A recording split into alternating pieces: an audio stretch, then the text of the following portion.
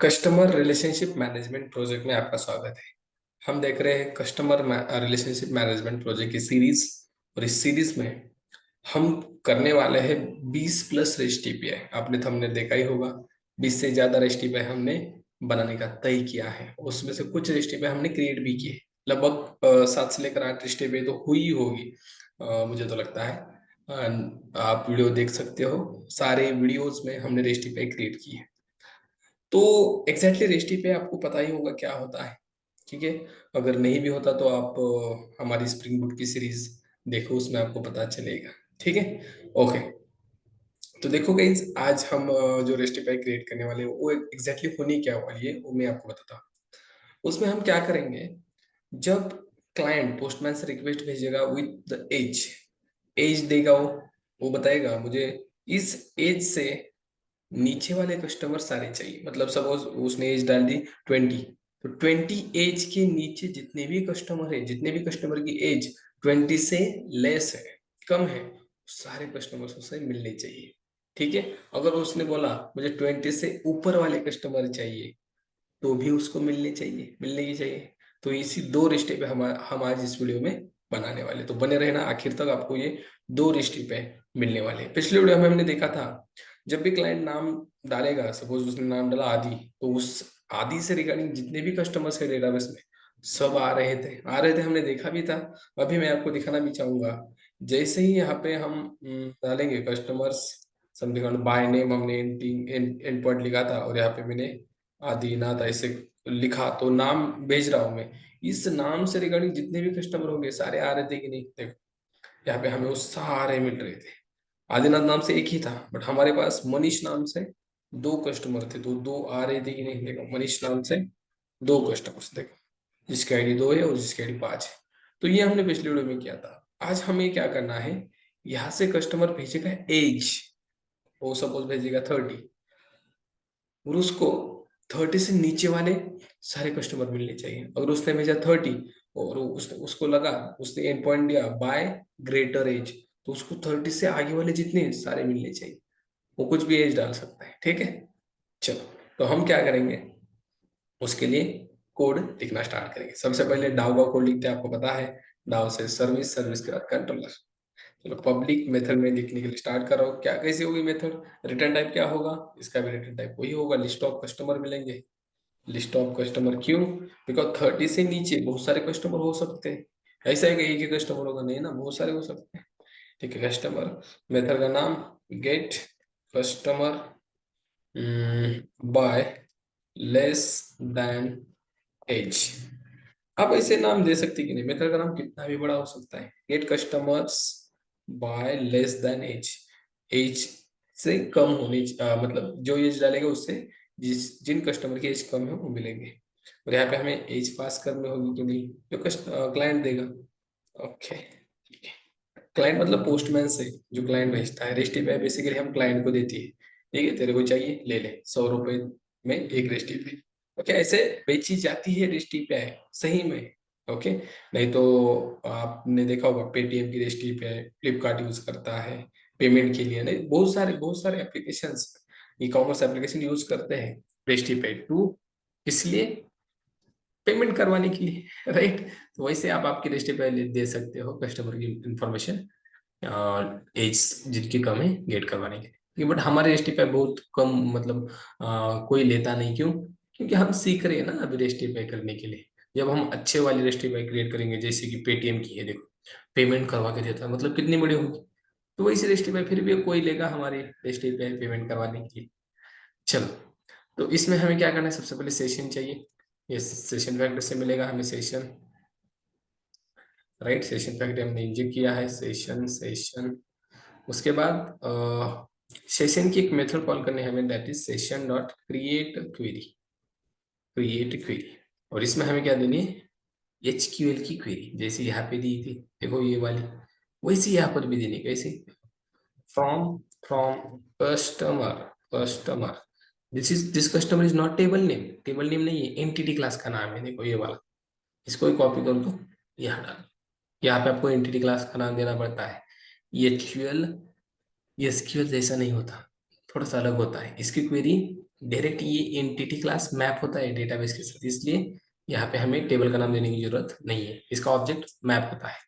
From customers, इसका एक reference variable जो बोलते हैं हम, उसको एलाइसिस क्या कहा जाता है, वो बनाएंगे हम सी नाम का। ठीक है, कुछ भी नाम का बना सकते हो, डी नाम का, ई नाम, कुछ भी बना सकते हो। ओके, फिर करेंगे हम where where C dot age less than करेंगे जो एज क्लाइंट डालेगा, ये वाली एज यहाँ पे लिखेंगे हम कोलन के साथ। अब ये एज सपोज 30 है, 30 से लेस देन जितनी भी एज होगी कस्टमर की, वो सारे कस्टमर हमें मिलेंगे। यही तो क्वेरी लिखी है, कस्टमर में से क्या करो, इस एज से जितनी भी एज कस्टमर की कम है, मतलब इससे कम है, वो सारे कस्टमर गेट कर दो, सारे कस्टमर। और यहाँ पे हमको कस्टमर क्लास को यहाँ पे ऐसे पैरामीटर में पास भी करना पड़ता है। That's it. ठीक है, आपको ऐसी क्वेरी देनी है। From customer C where C dot age less than age. समझ में आया? मतलब ये जो एज आएगी यहाँ पे आएगी, यहाँ पे। ओके, और सपोज यार 20 आया, तो 20 से जितनी भी एज कस्टमर की कम है, 20 से कम एज वाले कस्टमर, सारे कस्टमर हमें मिलेंगे। ओके, ये कहाँ कहाँ पे मिलते हैं? क्वेरी ऑफ कस्टमर, इसमें हमें इसको स्टोर करना पड़ता है। क्यों रे बाबा? क्योंकि इसका रिटर्न टाइप वही होता है, customers. Okay, customer, that's it. चलो, अब हमें यहाँ पे पैरामीटर भी सेट सेट करना पड़ता है। ये वाला देखो, सेट पैरामीटर कैसे करते हैं हम?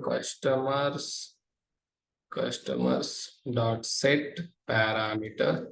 उसमें सबसे पहले हम देते हैं कॉलम का नाम, दैट इज एज है हमारे कॉलम का नाम, और ये पैरामीटर, ये आपको यहाँ पे पास करना पड़ता है। That's it. और इसके बाद इसकी एक और मेथड लिस्ट नाम की, कैसे कॉल करेंगे हम? कस्टमर्स डॉट लिस्ट, ये रिटर्न करेंगे हमें लिस्ट ऑफ कस्टमर्स जो कि क्वेरी से मैच हो रहे, इसको स्टोर कर दो इसमें। Customers list, that's it. Customer है वो, नॉट कस्टमर्स। बहुत सारे कस्टमर मिलेंगे हमें, और इनको क्या करना है? रिटर्न करना है, रिटर्न लिस्ट, दैट्स इट। ये रहा आपका मेथड, सिंपल, इसी के जैसा लग रहा है कि नहीं? बस क्वेरी सिर्फ चेंज हुई है, लेस देन लगाया हमने। इस एज से जितने भी कम वाले एज वाले कस्टमर सारे मिलेंगे। इसको कॉल कहाँ पर करते हैं हम? इसको कॉल करते हैं हम सर्विस में। Service, where it is service, ये रहा सर्विस। इसमें क्या करो, सिंपल यहाँ एक एब्स्ट्रैक्ट मेथड बनाओ, which is return list of customer get customer by less than age. यहाँ पे एज पास कर दो, तो इस मेथड को इम्प्लीमेंट करना पड़ता है। इम्प्लीमेंट मतलब सीधा कॉल करते हैं हम, ज्यादा कुछ नहीं करते। नहीं तो इम्प्लीमेंटेशन का 100 लाइन 200 लाइन का भी होता है, बट एज ए बिगिनर मैं नहीं चाहता कि आपको उतने लाइन का कोड दिखाओ। अगर उतने लाइन का कोड दिखाया जाए तो आप नहीं करोगे ना, राइट? सबसे पहले बेसिक से जाना पड़ता है, फिर वो चीजें आती। तो बेसिक यहाँ हमने डाउ की मेथड कॉल कर दी सर्विस में, कॉलिंग ही करते हैं हम सिर्फ। ठीक है, बट यहाँ पे कॉलिंग करो, अच्छी बात है, नहीं तो हम आजकल अलग ही जगह कॉल पे बिजी रहते हैं। यहाँ पे कॉल करो, मेथड को कॉल करना है, एपीआई को कॉल करना है, रेस्ट एपीआई को कॉल करना है। ठीक है, ऐसे नहीं बोलना सर कॉल कॉल करते करते कॉल ही नहीं लग जाता। लग जाता है, ट्राई करते रहना, कॉल लग जाएगा। अगर ब्लॉक हुआ है तो नहीं लगता, वो बात अलग है। बट यहाँ पे ब्लॉक नहीं होता ना, यहाँ पे कुछ एरर वगैरह आता है, एरर सॉल्व कर तो कॉल हो जाएगा। रेस्ट एपीआई की बात चल रही है। ठीक है, where it is controller, control इसके पीछे जाता है, इसको यहाँ से हम गेट करेंगे, फिर यहाँ मैं ऊपर जाऊंगा ऐसे। ठीक है, नहीं तो मुझे देखना ही क्या है, मैं वैसे भी हैंडसम लगता हो, आप ज्यादा मत देखा करो।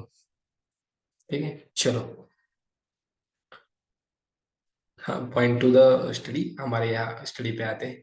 थोड़ा आपको प्रेस करना पड़ता है, नहीं तो बोर हो जाओगे। यस और नो? यस। चलो, यहाँ पे स्टडी पे बनाते हैं हम public data type list of customer. Method का नाम get customers by less than age. यहाँ पे एज पास कर दो, ऐसे ही पास करनी है एज, विथ पाथ वेरिएबल करनी है ना। ये आएगी यूआरएल से पार्ट वेरिएबल। ओके, और यहाँ पे कॉल करना है किसको, सर्विस की method customer service dot get customers by less than age, age pass कर दो। यहाँ पे गेट मैपिंग लगाओ, यहाँ पे क्या डाल दो, बाय लेस देन एज। इतना बड़ा नहीं होता बट हम समझने के लिए डाल रहे बाय लेस देन एज, और यहाँ पे क्या कर दो, इस एज को पास कर दो। दैट्स इट, बन गए हमारी रेस्ट एपीआई। ठीक है, चलो देखते हैं एज पास करते हैं उससे नीचे वाले सारे कस्टमर मिलते हैं कि नहीं। इसको कॉपी करेंगे ऐसे, आ जाएंगे यहाँ, यहाँ क्या करना है, बाय लेस देन एज, और इसके बाद लेस एज डालनी है, मैंने डाला 20, और यहाँ पे सेंड कर दिया। 20 से नीचे कोई भी नहीं है हमारे पास, इसलिए एम्प्टी एरे आएगा, कोई भी नहीं है ना 20 से नीचे। तो हम क्या करेंगे, यहाँ पे डालेंगे 30। 30 के नीचे कोई है क्या रे बाबा, यस 30 के नीचे है रे बाबा, देखो मतलब बहुत सारे, 1 2 5 6, 6 बंदे 25 30 से नीचे है। 30 के ऊपर भी कोई तो होगा, हम 40 डालते हैं। अब आ जाना चाहिए वो, देखो यहाँ पे आ गया, हाँ ये वाला 34 वाला, मतलब 40 से नीचे। सपोज मैंने डाला 25, 25, 35 हो गया, 25 इसके नीचे 1 एंड 6 दो ही है, 23 एंड 22। हमने लेस देन किया, लेस देन इक्वल टू नहीं किया। इक्वल टू क्या, तो 25 जिनका वो भी आता है, और हमने लेस देन किया मतलब 25 से नीचे होना चाहिए, 24 एज, 23, 10 12 कुछ भी हो सकता है, देखो दो ही है। तब डेटा आ रहा है कि नहीं, आ रहा है डेटा। अगर मैंने किया 23, तो ये क्या आएगा देखो, 22 वाला, 23 तो नहीं आएगा, इक्वल टू नहीं किया है, मतलब अच्छे से वर्क हो रहा है, क्लाइंट को उसका डेटा अच्छे से मिल रहा है। चलो, अब सिंपल क्या करना है हमें, दूसरा एपीआई, एज उसने डाली उससे आगे वाले आनी चाहिए। क्या करना होगा रे गाइस, क्या करना होगा मुझे बता। उसने एज डाली उसके आगे वाले आनी चाहिए, सिर्फ यहाँ पे करना होगा ना ग्रेटर देन, ग्रेटर देन करना पड़ेगा कि नहीं, क्या लग रहा है आपको। यहाँ पे सिर्फ कर दो ग्रेटर, उसके आगे वाले, मतलब यहाँ आपने 30 डाला, इसके आगे मतलब इस एज से जितने भी बड़े होंगे कस्टमर्स वो आएंगे 30 से ऊपर वाले। ठीक है, तो आपको करके देखना है, सिर्फ यहाँ पे लेस देन को ग्रेटर करना है, बस इतना ही करो, और एज इट इज सारा सारा कोड एज इट इज लिखना है। ठीक है, तो चलो यही हमारा आज का वीडियो था। कस्टमर लेस देन एस से निकलना चाहिए और ग्रेटर देन लेस से, और एक रेसिपी आपकी बनेगी ऐसे ही ग्रेटर के लिए। ठीक है, यहाँ पे सिर्फ ग्रेटर करना है, बन जाएगा। ठीक है, चलो हम रुकते हैं इस वीडियो में, मिलेंगे नेक्स्ट वीडियो में नेक्स्ट रेस्ट पे के साथ, तब तक के लिए थैंक्स।